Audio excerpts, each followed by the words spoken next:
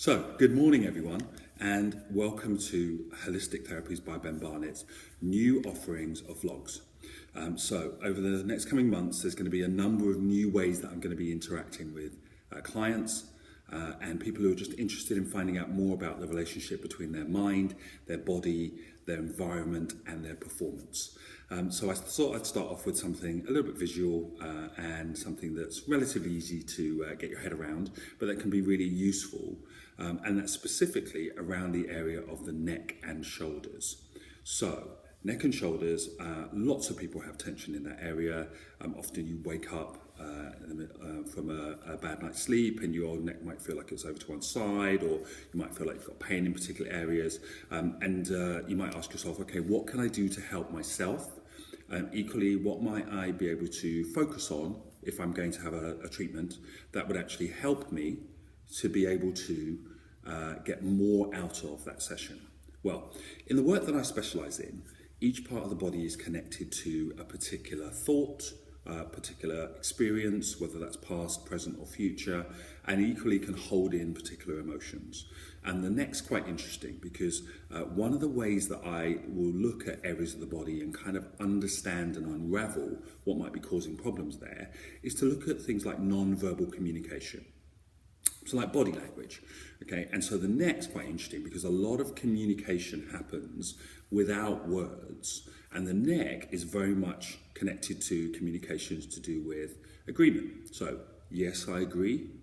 No, I don't agree. I'm not sure. Let me consider that. Let me look at it from different perspectives, okay?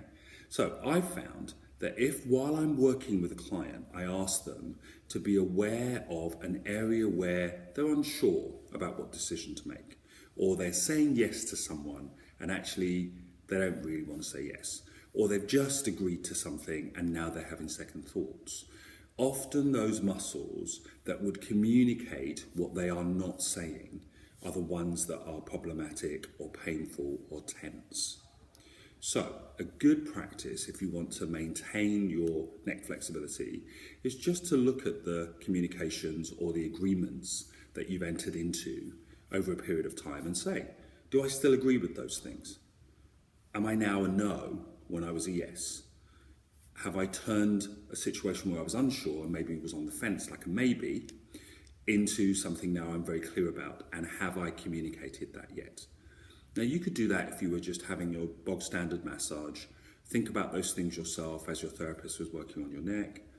Equally, you could lie there at the end of your day, in bed just before you go to sleep, and just acknowledge to yourself, communications you might need to give the next day, where you've changed your mind, or where you're now committed to something, and rather than judging or playing through possible scenarios of how it might go, just let the communication stand there. Like, you are expressing yourself from your heart, from your truth, and giving yourself some space to not already decide how other people are going to respond. Freeing that area up actually does a lot to free up tension in the neck.